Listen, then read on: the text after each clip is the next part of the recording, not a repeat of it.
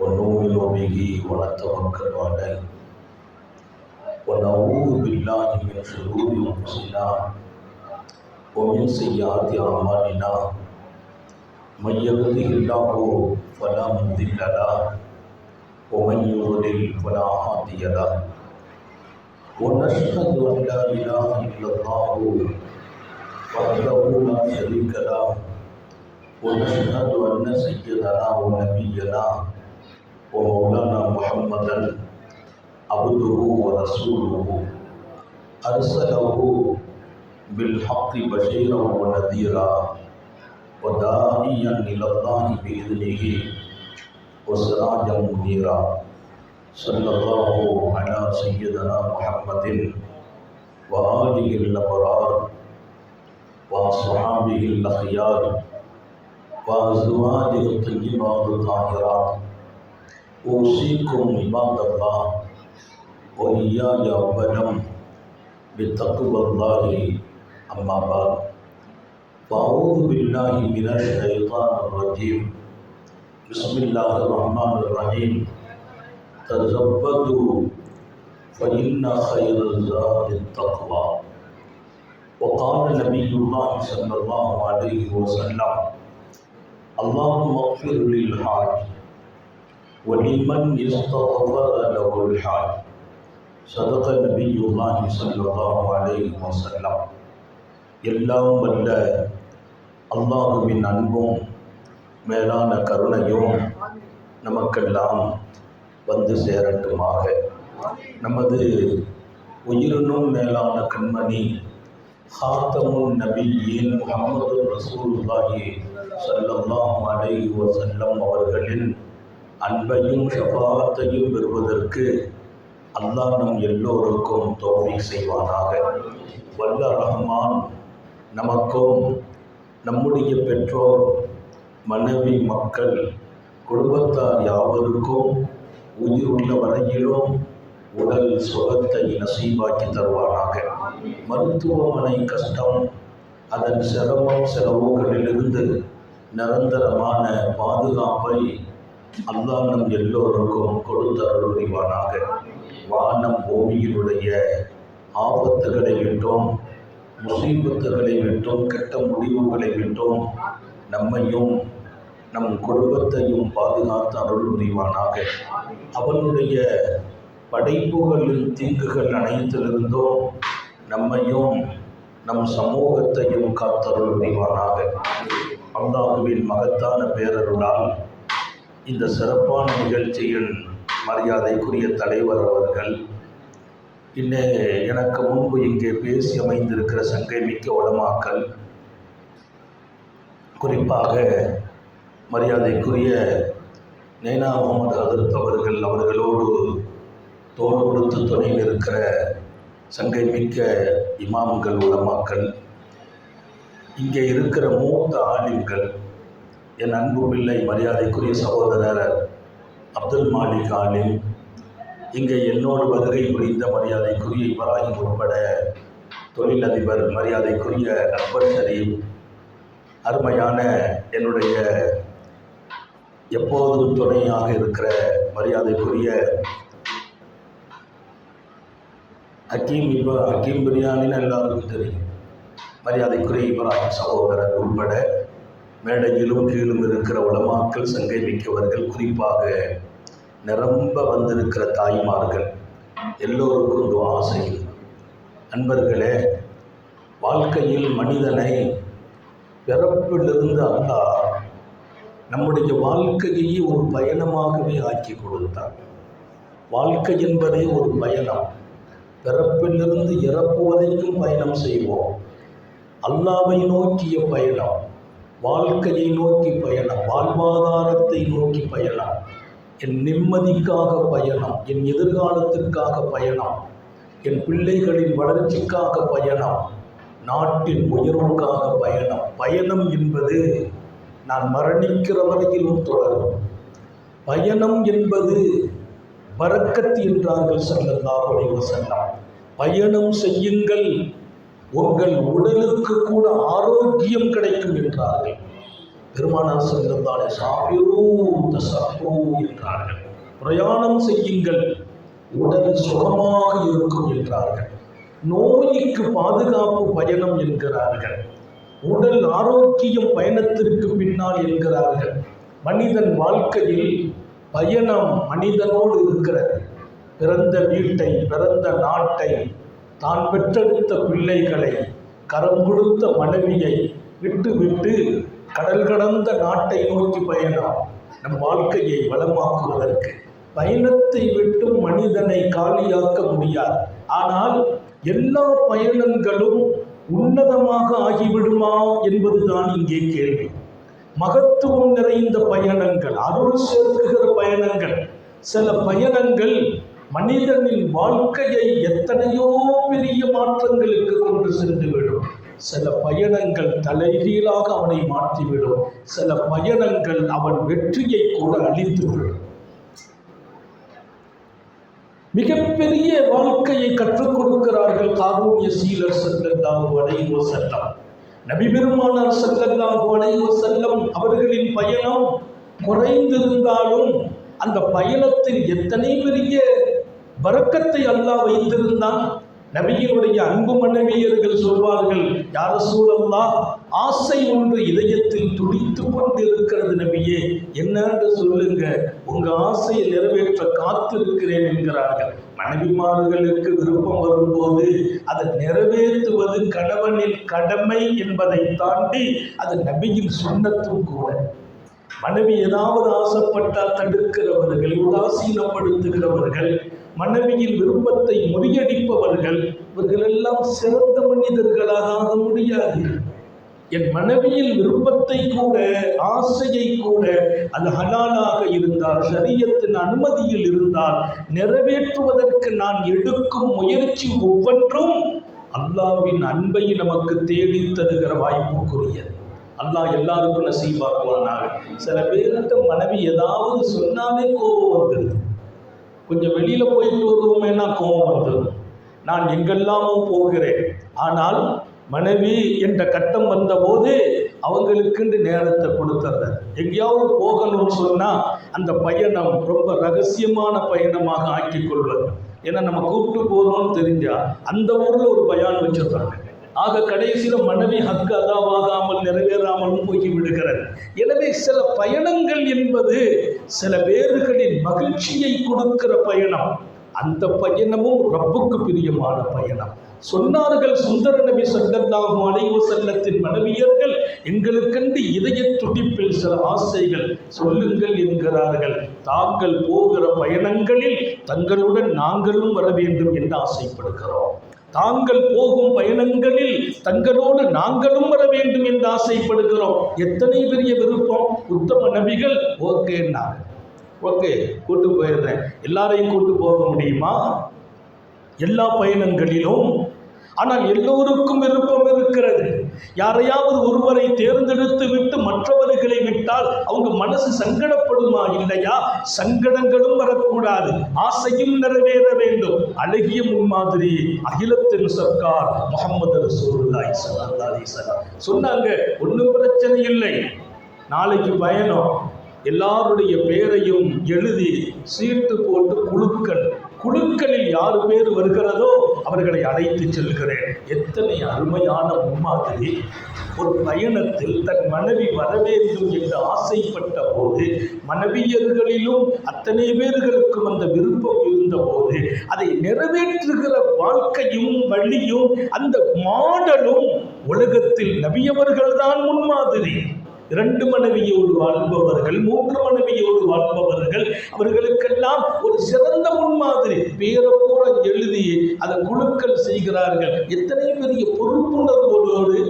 இல்லைன்னா எனக்கு அல்லாஹ்வுடைய உத்தரவு உங்களை கூட்டு போக வேண்டும் என்று வந்திருக்கிறது என்று ஒரு மனைவியை தேர்ந்தெடுக்கலாம். அப்படி உத்தரவையும் அல்லாஹ் தரலாம். அதை விட எல்லாருடைய பேரையும் போட்டு கொடுக்கும் போது எல்லாருக்கும் ஒரு எதிர்பார்ப்பு, நம்ம பேர் விழுந்தா நல்லா இருக்குமே.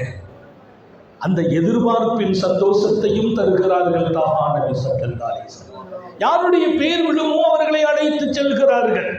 ஆக பிரயாணம் என்பதில் பல வகை.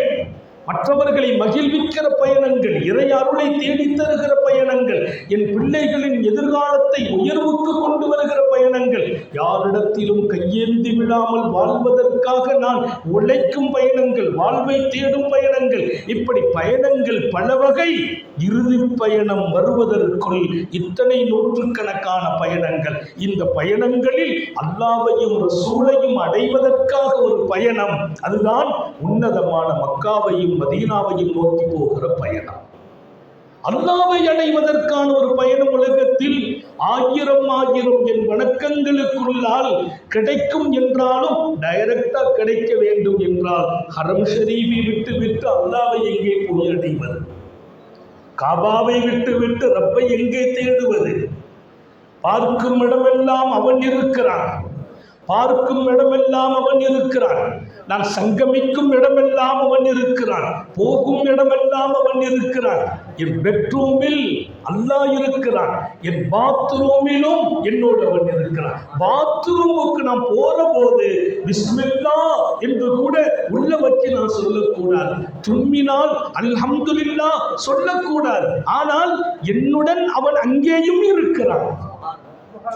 அவனை விட்டு நான் எப்படி பாத்ரூமில் இருப்பது? அவன் காலியாகி எனக்கு ஒரு இடம் இல்லை. எங்கும் வியாய்த்திருக்கிறான் ரப்புல் ஆலமீன். ஆனால் காபா அவன் ஆலயம், காபா அவன் ஆலயம், அவன் தேர்ந்தெடுத்தான். இந்த உலகத்தில் எனக்கென்று முதல் ஆலயம் என்றான். இன்ன அவ்வளவைத்தின் உரியால் இன்னாசி லல்லதீ பிமக்கா, மக்காவில் இருக்கிற ஆலயம் என்றான். முதல் ஆலயம் என்கிறான். அதை விட அந்த ஆலயத்திற்கென்று ஒரு சிறப்பு உண்டு தெரியுமா என்று கேட்கிறான். அந்த ஆலயத்திற்கென்று ஒரு சிறப்பு. அது எத்தகைய சிறப்பு தெரியுமா? அங்கே போனவர்கள் அத்தனை பேருக்கும் வாழ்க்கை, உள்ளம், பொருள், அருள், குடும்பம் அத்தனையும் பரக்கத்தாகிவிடும் என்கிறார். எப்படி? உம்ரா என்றால் லேசா? ஹஜ்ஜி என்றால் சாதாரணமா? உன் சொத்தில் பரக்கத்து வேணுமா? உன் குடும்பத்தில் பரக்கத்து வேணுமா? உன் மனைவி மக்களில் பரக்கத்து வேணுமா? வாழ்க்கை நெடுக பரக்கத்து வேணுமா? உன் உடலுக்கு பரக்கத்து வேணுமா? உடல் பரக்கத்தாச்சா நோய் வராது. கொடிய நோய்கள், டாக்டர்கள் கைவிடும் நோய்கள், கேன்சர் போன்ற நோய்கள், ஹார்ட் துடிப்பின் பலகீனங்கள் வராது. வாழ்க்கையிலே பரக்கத்து என்றால் என் பொருளிலும் இருக்க வேண்டும், என் உடலிலும் இருக்க வேண்டும், எல்லாவற்றையும் மேலாக என் இதயத்திலும் பரக்கத்து இருக்க வேண்டும். அல்லாஹ் தௌஃபீக் செய்வார். முபாரக்கன், அது பரக்கத்து கொடுக்கும் இடம் என்கிறான் அல்லாஹ். அந்த இடம் பரக்கத்து பெற்ற இடம். அந்த இடத்துல பரக்கத்து இருக்குதுன்னா அந்த பரக்கத்து என்ன ஆகும்? அந்த இடம் பரக்கத்தானது என்று நான் விட்டுட்டு போறதுக்கு இல்லை. அந்த இடமெல்லாம் பரக்கத்தான இடம் சொல்வதற்கா? பரக்கத்தான இடத்தை பார்ப்பதற்கா? இல்லை. அந்த இடம் பரக்கத். அங்கே வருபவர்கள் தான் அந்த பரக்கத்தை அனுபவிப்பார்கள். மக்காவில் நீ பரக்கத்து பெறுகிறாய். உன் உடலுக்கு பரக்கத், உன் உள்ளத்திற்கு பரக்கத், உன் வாழ்வுக்கும் வாழ்வாதாரத்துக்கும் பரக்கத். சங்கை மிக்கவர்களே, எத்தனை பேர் உம்ரா செய்திருக்கிறீர்களோ, ஹஜ்ஜு செய்திருக்கிறீர்களோ, இன்னும் செய்ய காத்திருக்கிறீர்களோ? நான் அப்படி பார்க்கவில்லை. எல்லோருக்கும் சொல்கிறேன், அல்லாஹ் தேர்ந்தெடுத்தவர்களுக்கு மாத்திரம்தான் அவன் இல்லத்தில் போய் அவனை சந்திக்கிற பாக்கியத்தோடு மொத்த டோட்டல் என் வாழ்க்கைக்கும் பரக்கத்தை எடுத்துட்டு வருகிற நசீபை கொடுக்கிறான். மக்காவில் போய் பரக்கத்தை எடுத்துட்டு வந்தோம். நான் காபாவில் கேட்ட முதல் துவா, வருஷம் வரணும்னு கேட்டேன். அல்லாஹ் இன்னைக்கு வரைக்கும் ஹயாத்தாக்கி கொடுத்தான். இன்ஷா அல்லாஹ் இன்றைக்கு வரைக்கும், இன்னும் வரும் ஆண்டுகளில் ஹயாத் வரைக்கும் கொடுப்பான். மாற்றம் இல்லை. கொடுப்பவன் அவன், விசாலமானவன்.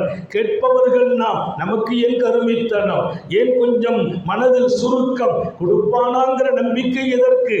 ஏன் நம்மால முடியுமா? ஆனா கொடுக்கிறவன் விசாலமானவன். எதுல்லாயும் அல்லா, அவன் கையில் நிரம்பளவு இருக்குதுங்கிறாங்க ஸல்லல்லாஹு அலைஹி வஸல்லம். கை நிரம்ப வச்சிருக்கிறவன் போய் கேட்கதற்குமா தயக்கம்? கை நிரம்ப வைத்திருப்பவனிடத்தில் போய் கேட்பதற்குமா தயக்கம்? கேட்போம் அவனிடத்தில், விசாலமாக கேட்போம். அல்லாஹ் கொடுக்க தயார். அவன் கொடுத்தால் தடுக்க யாரும் இல்லை. லாமானிய லிமா அத்தைதா, அவன் கொடுத்தால் தடுக்க யாரும் இல்லை. அவன் தடுத்தால் லாமானிய லிமா அத்தைதா, நீ கொடுக்கும் போது ஒருவரும் தடுக்க முடியாது. ஒலா மோத்தி லிமா மனத்தா, நீ ஸ்டாப் பண்ணா யாரும் கொடுக்க முடியாது. ஒருத்தர் பெரிய வாழ்க்கை வேணும்னு ஆசைப்பட்டா சுலைமான் நபி இடத்துல வந்தா, சுலைமான் நபி சொன்னாங்க, நான் உனக்கு நிறைய கொடுக்குறேன்பா, இப்படி இப்படி நட. வரலாறு எல்லாம் நீண்டது. இங்கே நேரத்தை ரொம்ப பாக்கியமாக நான் கருதுகிறேன். கொடுத்தாங்க, இந்த காசு உனக்கு பரக்கத்து. வாங்கிட்டு போனார். போய் வீட்டில் வச்சா மறுநாள் வந்து நிற்கிறார். என்னப்பா, யாரோ ராத்திரி வந்து தூக்கிட்டு போயிட்டாங்கன்னாங்க.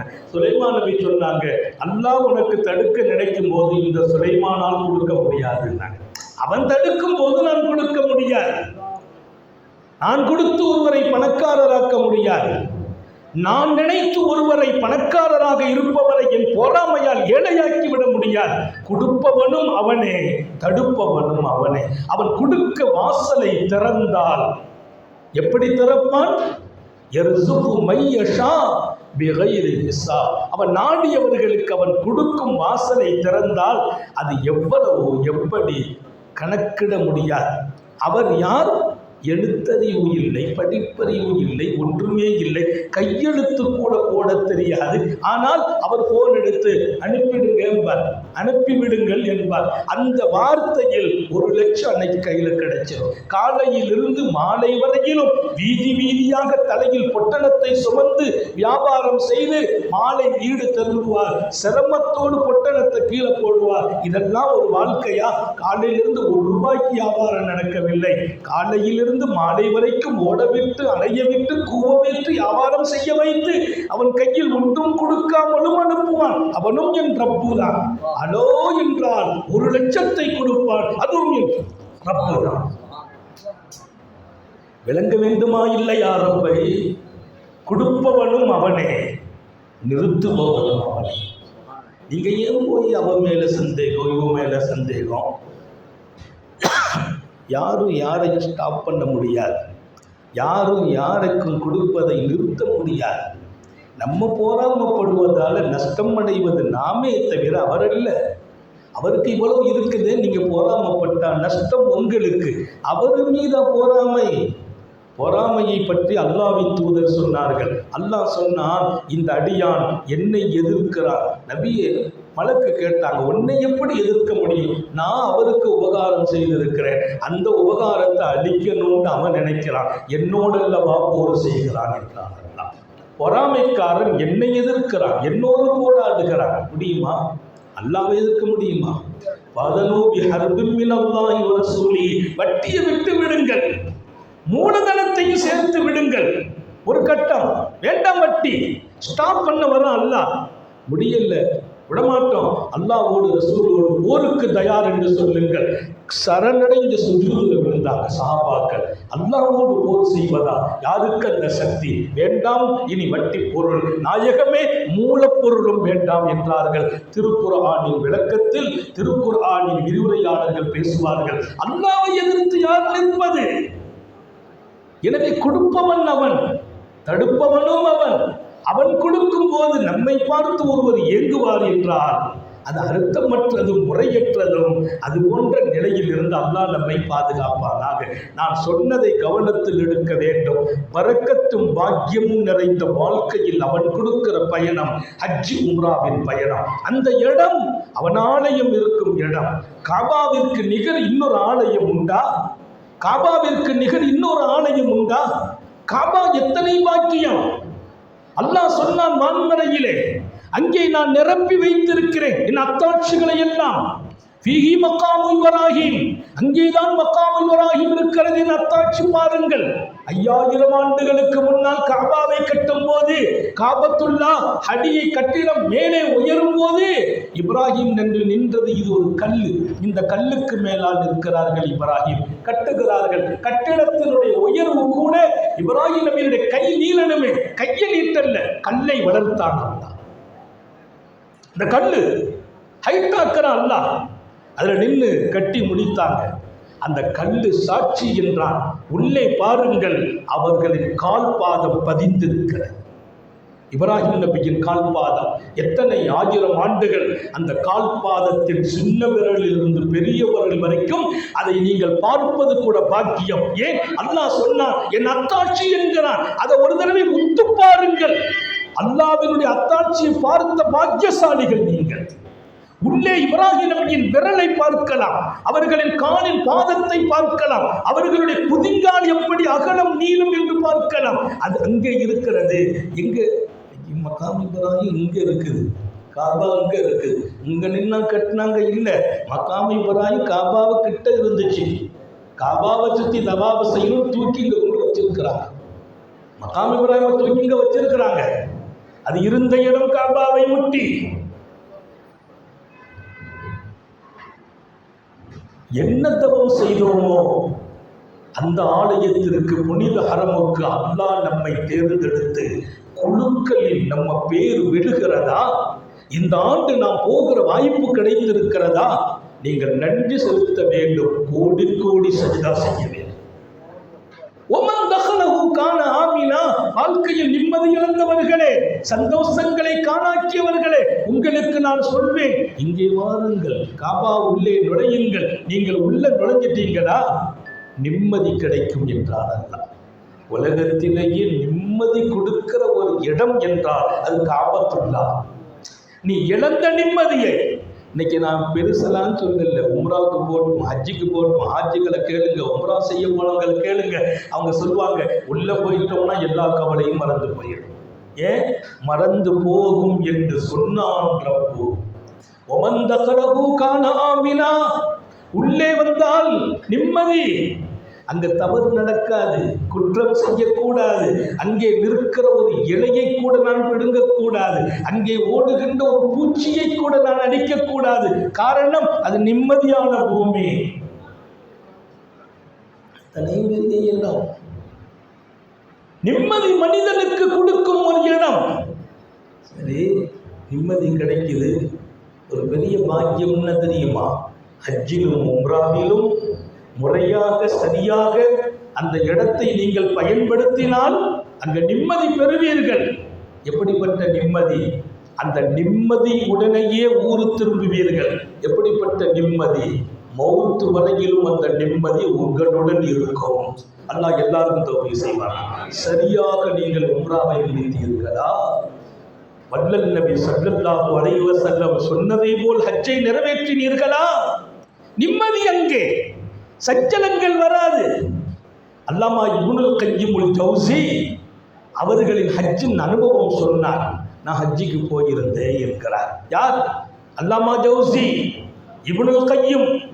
ஆயிரம் சமூகத்தினுடைய அற்புதமான எழுத்துக்களின் சொந்தக்காரர்.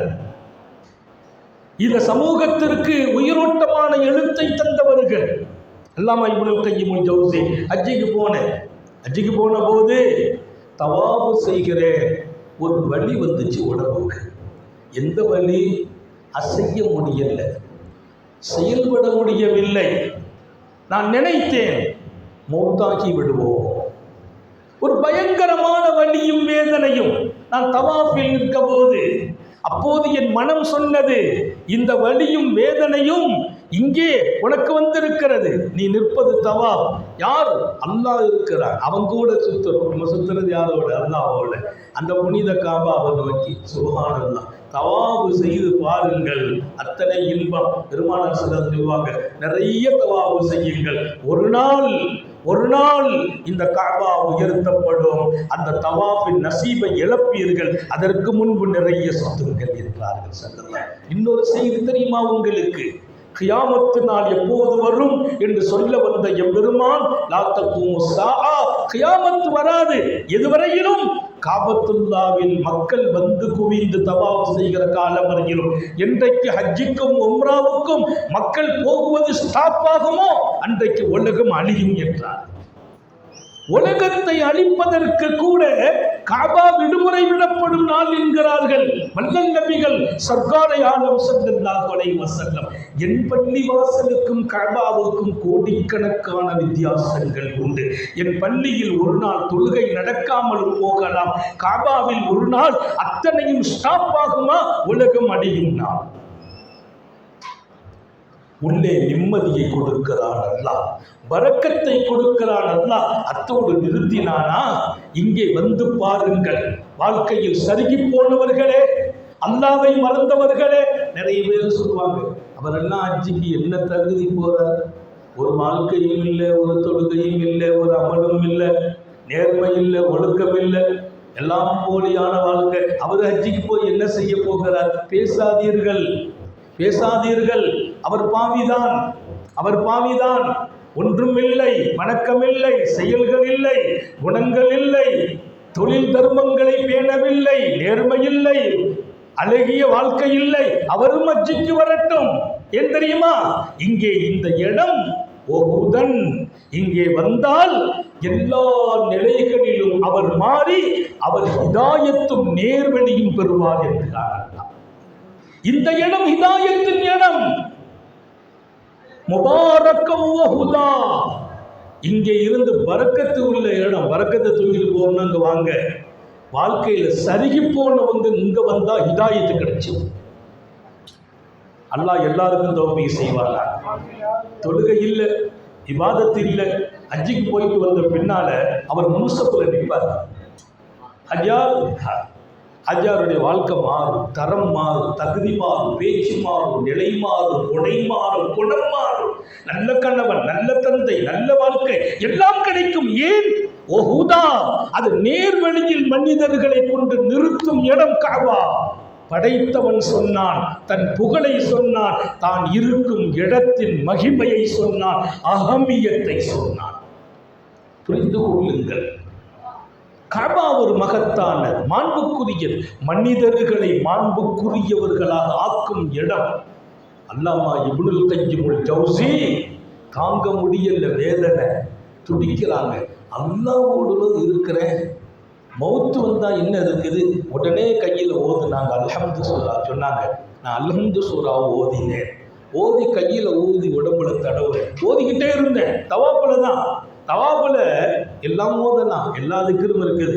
குர்ஆனை ஓதினாலும் பாக்கியம் தான். சூரத்துல் ஃபாத்திஹாவை ஓதி ஓதி கையில் ஊதி உடம்பில் தடவி வலி இருந்து கொண்டே இருக்க அந்த தவாப்பை முடிச்சுட்டு வெளியில ஜம்சமுக்கு வந்தேன். ஜம்சமை எடுத்தேன், அதில் அல்ஹம்து சூராவை ஓதி ஊதினேன். சில பேர் கேட்பாங்க, ஜம்சம் தண்ணியில் ஓதி குடிக்கலாமா? ஆபத்தானது. தண்ணி ஓதி கொடுக்கும்போது ஜம்சம் வாங்கி ஓதி கொடுத்தா விட மாட்டாங்க. ஆலிம்சாக்கே பாடம் சொல்லக்கூடிய ஆலிம்கள். அல்லாமா இப்னுல் ஜௌஸி சூரத்துல் ஃபாத்திஹாவை நான் ஜம்சமில் ஊதினேன், உடலிலே தேய்த்தேன், குடித்தேன். அல்லாஹ்வின் மீது சத்தியமிட்டு சொல்கிறேன், எத்தனை 100 மருத்துவம் நான் செய்திருந்தாலும் அந்த குணம் கிடைத்திருக்காது. குணமானேன் என்கிறார். குணமானேன். அதை விட ஆச்சரியம், அந்த வியாதி அடுத்து வரவே இல்லை. அந்த இடம், அதன் மகிமை என் இதயத்துக்குள் வறுமையானால் யார் விடுவார்கள்? காசு பெரிய காரியமா? ஹஜ்ஜிக்கு போறதுக்கு காசா காரணம்? இன்றைக்கு நீங்க பார்க்கலாம், குறைந்த ஹதியாக்களில் பணி செய்கின்ற உலமாக்கள் அந்த மாதம் தேவைகளை மட்டும்தான் பூர்த்தி செய்ய முடியும். ஜஸ்ட் அவங்க வீட்டில் ஒரு கல்யாண காட்சிகள் வந்தால், ஒரு மௌத்து வந்தால், வியாதி வந்தால், அதற்கு கூட அந்த ஹதியாவிலிருந்து எடுக்க முடியாத நிலையில் இருக்கிற எத்தனை ஆலிம்கள் அல்லாஹ் அவர்களுக்கு ஹஜ்ஜை நசீபாக்கி கொடுத்தார். காசல்ல ஹஜ்ஜிக்கு காரணம். எனக்கு தெரிஞ்சு எங்கள் மாவட்டத்தில் ஒரு அம்மா வடை வியாபாரம் பண்ணுவாங்க. பள்ளிவாசலுக்கு ஏற்று உட்காந்து, பள்ளிவாசல் அதுக்கு ஏற்று உட்காந்து வடை சுட்டு கொடுப்பாங்க. அந்த அம்மா ஹஜ்ஜுக்கு போகணும்னு ஆசைங்கம்மா. ஹஜ்ஜு ஆசை அந்த அம்மாவுக்கு, ஹஜ்ஜுக்கு போகணும், ஹஜ்ஜுக்கு போகணும். எல்லாரும் இந்த ஊருக்காரங்கள்லாம், எந்த அம்மா எங்கே ஹஜ்ஜுக்கு போக? குடும்பம் இல்லை, கணவன் இல்லை, பிள்ளைங்க இல்லை, வடை சுட்டு குடும்பத்தை கழிக்கிறாங்க. ஆச்சரியம் என்ன தெரியுமா? அந்த அம்மா ஹஜ்ஜுக்கு போகிறாங்க அப்படின்னு செய்தி அவங்கள வழி அனுப்பும் நிகழ்ச்சியில் நான் அழைக்கப்படுகிறேன் பேசுவதற்கு. அங்கே போய் பேசுகிறேன். அந்த அம்மாவை எனக்கு ஆச்சரியப்பட்டேன். அந்த அம்மா சொன்னாங்க, வேற ஒன்றும் இல்லை, ஹஜ்ஜிக்கு போகணும் நியத்து வச்சேன், தினமும் வியாபாரம் நடக்கும், ஒரு உண்டியல் வச்சிருப்பேன், ஹஜ்ஜிக்கு அந்த வியாபாரத்தில் வரக்கூடிய பரக்கத் எனக்கு தேவைக்கு போகிற அத்தனை உண்டியலில் சேர்த்தேன், இந்த உண்டியல் திறக்க மாட்டேன், எடுக்க மாட்டேன், ஹஜ்ஜிக்கு நான் எடுப்பேன். இந்த வருஷம் நியத்து வச்சேன், திறந்த ஹஜ்ஜுக்கு தேவையான பணம் ஃபுல்லாக இருக்குது, மிச்சம் இருக்குது, நிறைய பேர் அன்பளிப்பு கொடுக்குறாங்க, நான் வேண்டாங்கிற, ஹஜ்ஜுக்கு எது தேவையோ இங்கே கிடைச்சி போச்சுன்னா அந்த உண்டியல்ல பட சொத்து, கணவன் இல்லை, பிள்ளைகள் இல்லை, ஆதரவு இல்லை, ஆனால் இதயத்தில் துடிப்பு இருந்தது, நான் ஒரு ஹாஜாவாக மரணிக்க வேண்டும். அல்லாஹ் அந்த துடிப்புக்கு கூலி அவனே கொடுக்கிறான். நம்ம எல்லாருக்கும் நசீபாக்குவானாக. இந்திய திருநாட்டை 800 ஆண்டுகள் ஆட்சி செய்த முகலாய சக்கரவர்த்திகள், இந்திய திருநாட்டை 800 ஆண்டுகள் ஆட்சி செய்த முகலாய சக்கரவர்த்திகள், ஆன்மீக பேரரசர்கள் இருக்கிறார்கள், அல்லாமா அவுரங்கசீப் போன்றவர்கள் இருக்கிறார்கள், மிகப்பெரிய பயபக்தியும் ரசூலின் இஷ்கும் உடைய ஷாஜஹான் போன்றவர்கள், ஆஷிகுர் ரசூல் ஷாஜஹான் ரசூல் ஸல்லல்லாஹு அலைஹி வஸல்லத்தை கனவில் பார்த்தவர். அப்படிப்பட்ட பேரரசர்கள் எல்லாம் இருக்கிறார்கள். அவர்கள் நினைத்தால் இராணுவ மரியாதையோடு, சவுதி அரசாங்கத்தினுடைய கண்ணியத்தோடு சிகப்பு கம்பளம் விரித்தவர்களை வரவேற்க காத்திருக்கிறது சவுதி அரசாங்கம். அப்படிப்பட்ட பாக்கியமெல்லாம் இருந்தும் முகலாய சக்கரவர்த்திகளில் ஒருவர் கூட ஹஜ்ஜுக்கு போகல, ஒருத்தருக்கு ஹஜ்ஜி நசீபாகல. காசு இருந்தால், பணம் இருந்தால், பதவி இருந்தால், ஆற்றல் இருந்தால், திறமை இருந்தால், அதிகாரம் இருந்தால் ஹஜ்ஜுக்கு போயிடலாம். இல்லை, வடை சுட்டு வித்த பெண்ணுக்கும் அல்லாஹ் ஹஜ்ஜை நசீபாக்கினான். நினைத்து பாருங்கள் என்கிறேன். காபா அவனாலயம், உங்கள் இதயத்துக்குள் காபாவிற்கு இடம் கொடுங்கள், உங்கள் இதயமே காபாவாக ஆகட்டும். அங்கே அல்லாஹ்வே குடியிருப்பான், அல்லாஹ்வே குடியிருப்பான். அதுதான் ஹஜ்ஜி, அதுதான் உம்ரா. உம்ரா என்பது அவனை நோக்கிய பயணம். வாழ்க்கையில் நான் செய்யும் அனைத்து பயணங்களிலும் ரொம்ப பாக்கியமான பயணம். எனக்கு கிடைக்க வேண்டிய பரக்கத் அங்கே திறக்கும். எனவேதான் பெருமானார் மன் ஹஜ்ஜ வலம் யர்வஸ் வலம் யஃப்து, ஹஜ் செய்கிறார், பாவம் செய்யாமல், வரம்பு மீறாமல், தடுக்கப்பட்ட வேற காரியம் குடும்ப வாழ்க்கையில ஈடுபடாமல் ஹஜ் செய்தாரா, அவருக்கு கிடைக்கிற பாக்கியம். ஸல்லல்லாஹு அலைஹி வஸல்லம் சொன்னார்கள், அவர் ஏழையாக மாட்டார். ஒரு ஹாஜி ஏழையாக மாட்டார். ஹஜ்ஜுக்கு பின்னால வறுமை வாழ்க்கையில வராது. நீங்க காபாவுக்கு போயிட்டு வாங்க, உம்ராவை முடிங்க, ஹஜ்ஜ முடிங்க, பரக்கத்து தான் கிடைக்கும். ஏன்? அங்க பரக்கத்தை போய் அனுபவிச்சுட்டு அள்ளிட்டு வந்திருக்கிறோம். ஒரு ஹாஜி ஏழையாக மாட்டார். நபிகள் நாயகம் ஸல்லல்லாஹு அலைஹி வஸல்லம். நீங்க பாருங்க, ஹாஜிகள் கடைசி வரைக்கும் வலிமையோடும் செழிமையோடும், கொஞ்சம் குடும்பத்தில் நெருக்கடி வரலாம், பொருளாதார சிக்கல் வரலாம், ஆனால் கடைசி வரைக்கும் யாட்டையும் கையேந்தி விட மாட்டார். அல்லாஹ்வின் பேரருள்ளது. சங்கை மிக்கவர்களே, அப்துல்லா இப்னு ஜஅஃபர் ரலியல்லாஹு அன்ஹு ஹஜ்ஜுக்கு வர்றாங்க. அப்துல்லா இப்னு ஜஅஃபர் ரலியல்லாஹு அன்ஹு ஹஜ்ஜுக்கு வர்றாங்க. ஹஜ்ஜுக்கு வரும்போது 30 வாகனம் கொண்டு வர்றாங்க, 30 வாகனம். ஆனால் அந்த மகான் நடந்து வர்றாங்க. வாகனம் பூரா சும்மா வருது. வாகனத்துக்கு மேலே யாரையாச்சும் கூட்டு வரணும் இல்லையா?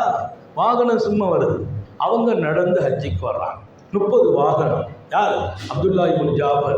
அப்துல்லா இப்னு ஜாஃபர் மனித உலகத்தில் கொடை வல்லல். வல்லல் நபி ஸல்லல்லாஹு அலைஹி வஸல்லத்தின் குடும்பத்து தொடரில் வருகிறார். அப்துல்லா இப்னு ஜாஃபர் என்னுடைய மகனார். யார் அந்த ஜாஃபர்? அலி ரலியல்லாஹு அன்ஹு அவர்களின் சகோதரர் ஹஜ்ரத் ஜாஃபர், அபூ தாலிபின் மகனார் ஜாஃபர். ஜாஃபரின் பாரம்பரியம் அப்துல்லா இப்னு ஜாஃபர். அவர் சின்ன வயதிலேயே சாந்த நபியுடைய சுஹபத்தில் இருக்கிறவர், நபியின் அன்பும் தொடர்பும் நெருக்கமும் கிடைத்தவர். ஹஜ்ஜுக்கு வருகிறார், நடந்து வந்தார்.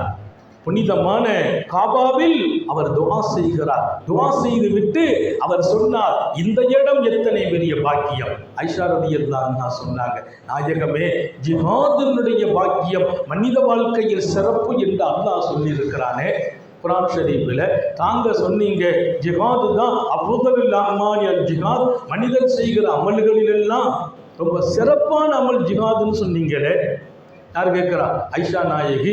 அப்போ ஜிஹாதுடைய வாய்ப்பை எங்களுக்கு கொடுங்களேன். ஸல்லல்லாஹு அலைஹி வஸல்லம் சொன்னாங்க, அபுதல் அமாலி ஜிஹாதுன்னு சொன்ன அமல்களிலெல்லாம் சிறப்பு ஜிஹாத், உங்களுக்கு ஜிஹாது ஹஜ்ஜி தான். நாங்கள் ஸல்லல்லாஹு அலைஹி வஸல்லம் ஹஜ்ஜி தான். ஐஷா நாயகி சொன்னாங்க, அதுக்கு பின்னால் நான் ஹஜ்ஜை விடுறது இல்லை. சஹாபாக்களுடைய வாழ்க்கையில் பார்த்தா ஒவ்வொருத்தங்களும் செய்த ஹஜ்ஜுக்கு கணக்கெடுக்க முடியாது. ஐஷா நாயகி சொல்லுவாங்க, ஹதரத் இமாம் ஹசன் ரலியல்லாஹு அன்ஹு அவங்க ஹஜ்ஜில் ரொம்ப விசேஷமானவர்கள். இந்த கொடை வள்ளல்கள் ஒரு லிஸ்ட் இருக்குது. விரிந்த உள்ளம், விசாலமான வாழ்க்கை. அல்லாஹ் நம்ம எல்லாருக்கும் நசீபாக்குவானாக. எனக்கு நான் பணக்காரனாக இருந்தால் தான் கொடை வள்ளலாக இருக்கணும்னு வச்சு முடிவு எடுக்காதீங்க. நான் எனக்கு கொடுத்ததில் கொடை வள்ளலாக இருக்கேன். அவன் எனக்கு கொடுத்தது. செல்வம் என்பது காசு பணம் அதிகமாக இருப்பதல்ல. லைசல் கினா அன் கஸரத்தில் மால். செல்வம் என்பது பணம் பெருக்கி கொண்டு மனிதன் வாழ்வதல்ல. இன்னமல் கினா கினன் நஃப்ஸ். செல்வந்தன் யாரு தெரியுமா? செல்வம் யாருக்கு இருக்கிறது தெரியுமா? உண்மையான செல்வந்தன் கினன் நஃப்ஸ். அவன் மனசுல போதும் போதும் நான் நிறைய வச்சிருக்கிறேன் என்று அவன் மனம் சொல்லுமே, போதும் என்று சொல்லுமே, அவனே செல்வந்தன். அவனுக்கு இருப்பதுதான் செல்வம். இன்னும் வேணும், இன்னும் பெருக்கணும், இன்னும் அதிகமாக்கணும். அந்த எண்ணம் நீடிக்கும், தொடரும். இன்னும் வேணும் என்று சொல்லியே மரணமும் வந்துவிடும். என்றைக்கு நான் நிறைவு காண்பது, என்றைக்கு போதும் என்று சொல்வது, போதும் என்று சொல்வது தான் பணம். சம்பாதிக்கலாம், மௌத்து வரைக்கும் சம்பாதிக்கலாம். ஆனால் அதிலேயே என் எண்ணங்களை எல்லாம் கொண்டு மாய்த்து விட்டு மனதில் நான் நிம்மதியை இழக்கலாமா? போதும் என்கிற அந்த மனம் ஒன்றும் என்னை ஏழையாக்கி விடாது என்கிறார்கள் எங்கள் நபிகள் ஸல்லல்லாஹு அலைஹி வஸல்லம். இமாம் ஹசன் காபாவிலே நிற்பார். ரசூலுடைய பேரப்புள்ள 25 ஹஜ் செய்தார். இமாம் ஹசன் ரலியல்லாஹு அன்ஹு, யார்? அலி ரலியல்லாஹு மகனார். 25 ஹஜ்ஜி. ஒவ்வொரு ஹஜ்ஜும் நடந்தே செய்தார்கள். மதீனாவில் இருந்து வருவாங்க ஹஜ்ஜிக்கு, நடந்து வருவாங்க. வாகனம் இல்லையா, எல்லாம் இருந்தது. ஒரு எட்டுக்கு இத்தனை லட்சம் நன்மை என்று எப்போது சொல்லப்பட்டதோ அத்தனை லட்சம் நன்மையை அடைகிறதுக்கு வாகனம் எனக்கு பெருசு இல்லைன்னு சொன்னார். வாகனம் எனக்கு தேவையில்லை, லட்சக்கணக்கான நன்மை. காபாவில் ஒரு ரக்காத்து தொழுதா 1 லட்சம் நன்மை. இமாம் கஸ்ஸாலி இடத்துல கேட்டாங்க, அப்படியானால் காபாவில் ஒருத்தர் ஒரு சுப்ஹானல்லாஹ் சொன்னா 1 லட்சம்னா, காபாவில் ஒரு குர்ஆன் ஓதுனா 1 லட்சம் குர்ஆன். ஹாஃபிஸுகள் பாக்கியமானவர்கள் இல்லையா? என் வாழ்க்கையில் நான் லட்ச குர்ஆனை ஓதுவதற்கு எனக்கு எத்தனை ஆண்டுகள் அவன் கொடுத்தாலும் போதாதே. நான் ஒரு பழக்கம், தவாஃபில் குர்ஆன் ஓதுறது, சஹீல ஓதுவேன்.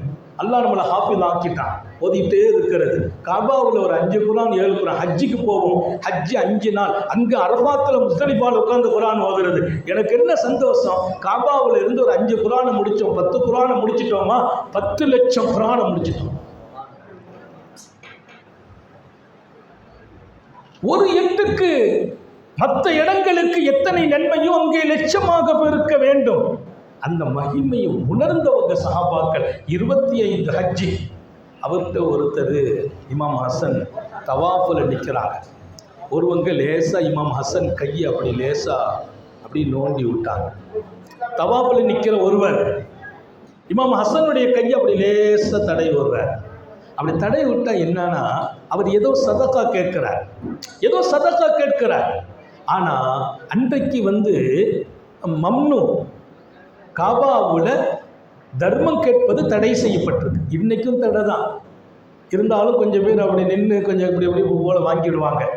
மம்னு தடை செய்யப்பட்டு இமாம் ஹசனுடைய கையை அப்படி நோண்டினார். அவர் கேட்கிறார் தர்மத்தை. இமாம் ஹசன் ரலியல்லாஹு அன்ஹு உடனே அவரை பக்குவமாக அப்படி தவாபில் கூட்டு வந்து அவங்க வெப்பில் இருந்ததை எடுத்து கையில் கொடுக்குறாங்க. அவர் எடுத்து பார்த்துட்டு வியந்து போனார். 25,000 திர்கம் இருந்துச்சு. 25,000 திர்கம் லேசா இப்படி நோண்டினவருக்கு கிடைத்தது. அவர் சொன்னார், உங்களை போன்றவர்கள் இருக்கிற வரையிலும் உலகம் அழியாது என்றார். நீங்கள் வாழும் உலகம் அழியாது. இதயம் விரிந்தால், விசாலமானால் ரப்பு என்னுடனேயே இருந்து விடுவார். அல்லாஹ் எல்லாருக்கும் தௌஃபீக் செய்ய. நடந்து வந்தார். அப்துல்லா இப்னு ஜாஃபர் மிகப்பெரிய கொடை வல்லல். இமாம் ஹசன் அவங்கெல்லாம் நண்பர்கள், சககால நண்பர்கள். நான் முடிப்பேன், நேரம் நெருங்குவதால். ஹாஜிகள் இப்போது போறவங்க இருந்தால் வழிகாட்டும் நிகழ்வாகவும் இது அமையும். இருப்பினும் இங்கே இருக்கிற எல்லோரும் ஹஜ்ஜி என்ன உம்ரா என்ன நான் நினைத்தது இப்படி ஒன்றும் யாரும் ஹஜ்ஜிக்கு போகிற தயார்லாம் இல்லாமல் ஹஜ்ஜி உம்ரான்னு அசத்து சொல்கிறாங்களே. இருப்பினும் அல்லாட்ட சொன்னேன், இங்கே ஹஜ்ஜி உம்ரா மக்களுக்கு பயானாக வேண்டும், இங்கே எப்படி ஆகணுமோ அப்படி ஆக்குவது உன் வேலை என்றேன். அவன் வேலை இது. இங்கே என்ன செய்யணும்? நீங்கள் புரியணும் மகிமையை, அகமியத்தை, அந்த இடத்தின் பரக்காத்துகளை. அவன் நாடினால் நீங்கள் தேர்ந்தெடுக்கப்படுகிறீர்கள். தேர்ந்தெடுக்கப்பட்டால் இனி உங்கள் வாழ்க்கை பரக்கத், இனி உங்கள் வாழ்க்கையில் ஹிதாயத், இனி உங்கள் வாழ்க்கையில் நம்பிக்கையும் நிம்மதியும். இந்த 3 யாரு கொடுப்பா என்று கேட்கிறேன். பரக்கத்து இனி தொடர வேண்டுமா? நிம்மதி தொடர வேண்டுமா? நேர்வழி நீடிக்க வேண்டுமா? நீங்கள் காபா உள்ளே கால் வைக்க வேண்டும். அல்லாஹ் எல்லாருக்கும் தௌஃபீக் செய்வானாக. நான் நிறைவு கட்டத்திற்கு வந்து காபாவில் துவா செய்தார். துவா செய்துட்டு சொன்னார், ரப்பே, என் அடிமைகள் இந்த இடத்தின் பரக்கத்தை நான் உணர்ந்து விட்டேன்.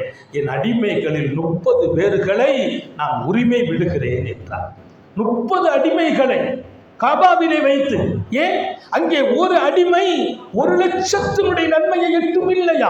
30 அடிமைகளை உரிமை விடுகிறேன். அவங்க நிறைய அடிமை, அவங்களுக்கு உரிமை விட்டு அந்த வாகனத்தை பிடிச்சி சொன்னாங்க, ஒவ்வொரு அடிமைகள்கிட்டையும் இனி நீங்க நடந்துலாம் வரக்கூடாது, இந்த வாகனம் உங்களுக்கு சொந்தம். வாகனத்தின் உரிமையாளர் அப்துல்லா இப்னு ஜாபர் நடைபயணம் தன் அடிமைகளை காபாவில் வைத்து உரிமை விட்டு வாகனத்தின் மீது ஏறி உட்கார வைத்து தன் ஜேபிலிருந்து தன் பையிலிருந்து எடுக்கிறார்கள் 30,000 திருகத்தை. ஒவ்வொருவர்களுக்கும் 1000 திருகத்தை அன்பளிப்பாக்கி நீங்கள் சுதந்திரமானீர்கள் என்று நான் சும்மா விடப் போவதில்லை, அடுத்த காலத்திற்கான வழிகளையும் இந்த காபா உங்களுக்கு தருவதற்கு அல்லாஹ் என்னை காரணமாக்கினான். ஹஜ்ஜ ரசித்தவர்கள், அந்த இடத்தை, அருமையை, அதில் கிடைக்கும் பரக்கத்துகளை சுவைத்தவர்கள், கொடுத்தால் இந்த இடம் எதை கொடுக்கும் என்று உணர்ந்தவர்கள், அப்படிப்பட்டவர்கள் தான் நமக்கு அழகிய ரோல் மாடல், முன்மாதிரி. எனவே புனித பயணம் நான் வாழ்க்கையில் செய்கின்ற ஆயிரக்கணக்கான பயணங்களில் அல்லாஹ்வையும் ரசூலையுமே என்னிடத்தில் கொடுக்கும் ஒரு பயணம் ஹஜ்ஜை நோக்கி பயணம். மதீனாவை நோக்கி முத்தம நபியின் சர்தார் அவர்களினுடைய ஜியாரத்தை நோக்கி நான் செய்கிற பயணம். ஜியாரத்துக்குள் தான் எத்தனை பரக்கத்துகள். பல்லவி நபி அவர்களை நான் சந்திக்க போனால் அஸ்ஸலாமு அலைக்க யா ரசூலல்லாஹ் என்று சொன்னால் சர்தாரையாலும் ஸல்லல்லாஹு அலைஹி வஸல்லம் நான் உன்னை பார்க்கிறேன், உன் சலாமுக்கு பதிலும் சொல்கிறேன் என்றார்கள். அல்லாஹ் நாடினால் நாமும் அவர்களை பார்க்க முடியும். அல்லாஹ் தௌஃபீக் செய்வானா. ஒரு பெரிய பாக்கியம். மொத்தத்தில் ஹஜ்ஜி உம்ரா மனிதனை புனிதனாக்கும், வாழ்வை வளமாக்கும், எளிமையை பரக்கத்தாக்கும், வறுமையை காணாமல் ஆக்கும், சோகத்தை நிம்மதியாக்கும், இழந்ததையெல்லாம் மீட்டி தரும். எல்லாவற்றுக்கும் மேலால் அல்லாஹ்வின் ரசூலின் அன்பு கிடைத்துவிடும். இனி என் வாழ்க்கை இந்த பயணம் ரப்பை நோக்கிய பயணமாக, புனித பயணம். ஹஜ்ஜும் உம்ராவும் ஜியாராவும் இனி வரும் காலம் அவனை நோக்கியே நான் பயணம் செய்கிற பாதையை வெளிச்சம் போட்டு காட்டிவிடும். அத்தகைய மகத்துவமும் மாண்பும் நிறைந்த உம்ரா ஹஜ் ஜியாரா இன்ஷா அல்லாஹ் நியத்து வைப்போம். இவ்வாண்டு அல்லாஹ் நசீபை தந்தானோ இல்லையோ அடுத்த ஆண்டு நசீபாக்குவானாக. நமது மனைவி மக்களுக்கு நசீபாக்குவானாக. அடுத்த தலைமுறைகளுக்கும் நசீபாக்குவானாக. அது தொடர வேண்டும். மாலிக் ஹஸரத் அவங்க இங்கே அந்த ஏற்பாடுகளையும் செய்கிறார்கள். மாதிரி போகிறதா இருந்தால் ஒரு வழிகாட்டுற மாதிரி அவங்க ஒரு திட்டம் போட்டு வச்சிருக்கிறாங்க. அவங்கள்ட்ட கூட நீங்கள் கான்டாக்ட் பண்ணலாம், சரியான ரூட்டை தருவார்கள். ஒரு நல்ல ஆலிம், பண்பட்டவர். இன்னொரு பக்கம் அவர்கள் ஒரு நல்ல பெரியார்களின் தொடர்பிலும் இருக்கிறார்கள். எனவே உங்கள் வாழ்க்கை வளமாக, உயர்வாக, விசேஷமாக அதற்கு அல்லாஹ் கொடுக்கிற வாய்ப்பு தான் புனிதமான அவனை நோக்கிய ஹஜ் உம்ரா ஜியாராவின் பயணம். அப்படிப்பட்ட பரக்கத்து நிறைந்த பயணம் என் வாழ்க்கையில் இன்றல்ல, அது என்று துவங்கினாலும் மூச்சு பிரியும் வரையிலும் தொடரச் செய்வானாக. சோதனைகளிலிருந்து பாதுகாப்பானாக, கெட்ட முடிவுகளிலிருந்து பாதுகாப்பானாக. இடும் மூச்சும் எழும் பேச்சும் இம்முடும் மூச்சும் எழும் பேச்சும் அவன் சிந்தனையாக்குவானாக. ஓடும் இரத்தத்தோடு அவன் அன்பையும் கலந்து ஓட விடுவானாக. நாம் பெற்ற பிள்ளைகளை கண்குளிர்ச்சியாக்கி வைப்பானாக. நமது பிள்ளைகளின் இல்மிலும் ஈமானிலும் அமலிலும் ரிசுக்கிலும் அல்லாஹ் பரக்கத் செய்வானாக. நமது வீட்டு பெண்களை பாதுகாப்பானாக. இங்கே குழுமி இருக்கிற தாய்மார்களுக்கு சொல்லுகிறேன், நீங்கள் உறுதி பூண்டு விடுங்கள். இன்ஷா அல்லாஹ் நான் காபாவை காணாமல் என் ரூஹ் பிரியக்கூடாது என்று முடிவெடுங்கள். அல்லாஹ் உங்களை ஹஜ்ஜுக்காக உம்ராவுக்காக சாந்த நபிகள் ஸல்லல்லாஹு அலைஹி வஸல்லத்தின் உன்னத ஜியாரத்துக்காக தேர்ந்தெடுப்பான். அல்லாஹ் நம்முடைய வீட்டு பெண்களுக்கும் அந்த வாய்ப்பை வழங்குவானாக. நாம் இழந்த நிம்மதியை மீட்டு எடுத்து தருவானாக. கவலைகளை போக்குவானாக. கஷ்டத்தை நீக்குவானாக. யாருடைய நிர்பந்தத்திற்கும் ஆளாகி விடாமல் பாதுகாப்பானாக. எந்த சூழ்ச்சிக்காரர்களாலும் நாம் வீழ்த்தப்பட்டு விடாமல் பாதுகாப்பானாக. ஹயாத்து வரையிலும் ஈமானோடு கண்ணியத்தோடு ஷரியத்தோடு தீனோடு என் வாழ்க்கை தொடர அல்லாஹ் அருள்வாளிப்பானாக. என் வியாபாரத்தில் தொழிலில் ரிசுக்கில் பரக்கத் செய்வானாக. நாம் பெற்ற பிள்ளைகளை கண்குளிர்ச்சியாக்கி வைப்பானாக. நமது பிள்ளைகள் தன் கணவனோடு, நமது ஆண் மக்கள் தன் மனைவியோடு அழகான அருமையான நபியின் சுன்னத்தில் நின்று வாழச் செய்வானாக. குழந்தை பாக்கியங்களை வழங்குவானாக. சொர்க்கம் வரையிலும் இந்த வாழ்க்கையை தொடரச் செய்வானாக. யாரும் நம்முடைய வாழ்க்கையில் இடையே குறுக்கே வந்து சங்கடம் கொடுத்து விடாமல் அவன் தடுத்து நிறுத்துவானாக. நமது உயிரினும் மேலான சாந்த நபிகள் சர்தாரை ஆலம் ஸல்லல்லாஹு அலைஹி வஸல்லம் அவர்களை ஹயாத்தில் கண்டுகளிக்க தௌஃபீக் செய்வானாக. நீண்ட நெடிய நாட்கள் நோய் நொடிகள் இல்லாமல் உடல் ஆரோக்கியத்தோடு மனநிறைவோடு இன்பத்தோடு அல்லாஹுவை நின்று வணங்கி வழிபட்டு வாழும் நசீபையும் பாக்கியத்தையும் எல்லாம் வல்ல அல்லாஹ் உங்களுக்கும் எனக்கும் நம்மை ஈன்றெடுத்த தாயின் தந்தையர்களுக்கும் நமது மனைவி மக்கள் உற்றார் உறவினர் யாவருக்கும் கொடுத்தருள் புரிவானாக. நமது உயிரினும் மேலான கண்மணி ஹாத்தமுன் நபியீன் சர்தாரை ஆலம் சுந்தர நபிகள் ஸல்லல்லாஹு அலைஹி வஸல்லம் அவர்களை கனவிலும் நனவிலும் கண்டுகளிக்கும் பெரும் பாக்கியத்தை அல்லாஹ் நம் எல்லோருக்கும் கொடுத்தருள் புரிவானாக என்ற நல்ல துஆக்களோடு உங்கள் எல்லோருடைய துஆவை ஆதரவைத்து, குறிப்பாக உலமா பெருமக்களின் உயிரோட்டமான துஆவை ஆதரவைத்து அன்பு மௌலவி அப்துல் மாலிக் ஹதரத் அவர்களுக்கு தோடு கொடுத்த இந்த நிர்வாகம் சிறப்பான இந்த நிகழ்ச்சியில் அவர்களோடு எப்போதும் ஒத்துழைக்கிற நமது நேனார் ஹதரத் போன்றவர்கள், அவர்களோடு துணை வந்திருக்கிற சங்கை மிக்க இமாம்கள் உலமாக்கள் எல்லாருடைய பேரை சொல்றது எனக்கு பரக்கத். நேரத்தின் அருமை கவனத்தில் கொண்டு அல்லாஹ் இது போன்ற நிகழ்வுகளை தொடர்ந்து அவனுக்காக செய்கிற வாய்ப்பை வழங்குவானாக. அதற்குடைய அந்த விருப்பம்தான் இன்றைக்கு பல சூழல், பல இடங்கள் ஜமாத்துல் உலமாவினுடைய பல ஹஜ்ஜி விளக்க கூட்டங்கள் அதையெல்லாம் சில காரியங்களை முன்பின் ஆக்கி கலந்து கொண்டே ஆக வேண்டும் என்ற ஒரு உயரிய அவர்களின் விருப்பத்தை அல்லாவிடத்திலும் இஸ்திகாரா வைத்த போது அதை அல்லாவும் நிறைவேற்றினான். இங்கே வருவதற்கும் பேசுவதற்கும் உங்களை போன்றவர்களின் துஆவை பெறுவதற்கும் வாய்ப்பை வழங்கினான். அல்லாஹ் இது போன்ற நல்ல நசீபை அவர்கள் தொடர்ந்து செய்வதற்கும் அவர்கள் விருப்பப்பட்டிருக்கிற ஹஜ் உம்ராவினுடைய அந்த வழிகாட்டுதல் அது ஜொலிப்பதற்கும் தௌஃபீக் செய்வானாக என்ற உயரிய துஆவோடு என் வார்த்தைகளை நிறைவுபடுத்துகிறேன். வாஹிரு தஅவானா அனில் ஹம்துலில்லாஹி ரப்பில் ஆலமீன். அஸ்ஸலாமு அலைக்கும் வரஹ்மத்துல்லாஹி.